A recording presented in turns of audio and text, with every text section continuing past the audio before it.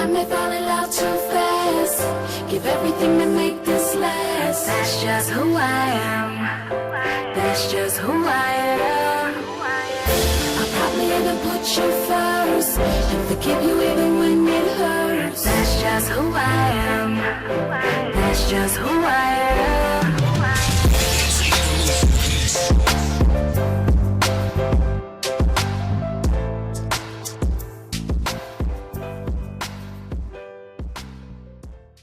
Because he don't want nobody loving him based on commands all the time. I mean, in other words, God did not create robots. Who would want to have somebody to go to you and say, I love you, I love you, I love you, I love you, I love you, I love you, I love you, I love you. Every time you turn around, you smack them. They say, I love you, you punch them in the jaw. I love you, you take something from them. I love you, you cuss them out. I love you. Who wants somebody like that in their life? God give you your own free will, your own expression to live life the way you want to live, but he give you an advice. He says, over here, you have the right to live the way you want to live. But over here, you have the right to live the way I've chosen you to live. Guess which one is far better? Your choice or my choice? Let me give you some kind of advice. I knew you before I formed you in your mother's womb. Though nobody know you like I know you. And I know what I designed for you to have. And I know the lifestyle that I want you to have. But you have to make the choice to enter into this realm. But as long as you're over into this realm, that's your decision, that's your lifestyle, that's your choice, and you will reap the rewards. But if you go my way and choose my lifestyle and my choices in life, my commandments in life, I have a reward over here. Over here is rewards called blessings. Over here are rewards called cursing. You got to make the choice. You got to make the choice. Some of you say, well, I was born with this choice. Or this is the hand that was dealt to me. I grew up in the ghetto. And the man is trying to hold me down. And all this kind of excuses. Excuses for not finding out God's will for your life and living that way. You just accept your will for your life. I don't believe it that way. I don't think so. I don't believe that. What can I say? Either you're going to go the way of love or you're going to go the way of natural human love. I'm not talking about, first let's make this assumption. There's three major types of love. One is eros, that's sexual love. A lot of us are involved in that type, whether some of us are involved with it in marriage, some of us involved with it outside of marriage. Some of us involved with it in certain relationships that God don't endorse. There's some of us involved, and it could be a relationship in fornication, or a relationship in homosexuality, or a relationship, whatever. God still gives you that choice, whether you want to go his way or the other way. There's only two ways, my way or God's way or my way. Or I like to say God's way or the highway, because that highway is long and it is wide. And you can get off any exit and do anything that you want to do. And God gave you that choice. But God is saying, hey, my direction is narrow.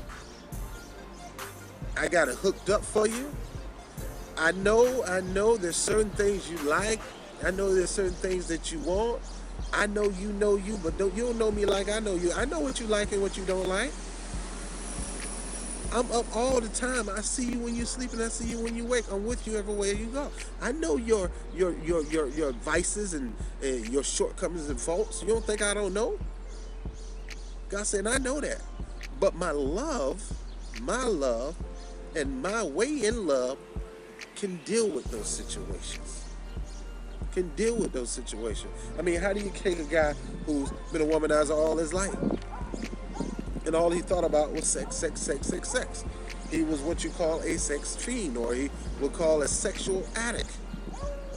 How do you take that person? What do you do with a person like that? Well, if he don't have no other direction to even think about going, he's going to continue to go that direction until it get to a point where it's not healthy for him. Or he probably ran into a situation, now he's been dealt his negative reward as a result of, and probably got some disease, maybe AIDS, VD, gonorrhea, whatever, as a result of him not going to God and asking him to help him deal with that situation. And it can be from anything. I mean, listen to me. You might be on this video and you're homosexual.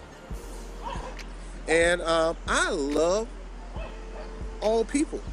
I'm not a basher, because I can't talk about nobody if I can't talk about myself, because I have the huge ability to be a womanizer. Is that God's will for me? No. I'd rather be with one woman and with one family, but the inside carnal nature of us have that desire. What do? Just let it go and live like, hey, this is the way I am, this is the way I was born, this is the way I am, and I'm succumb to it? Or am I going to go God's direction and find out his will and his way for me according to his word, and not my own mental thinking, or not what the television tell me, or not what society tell me?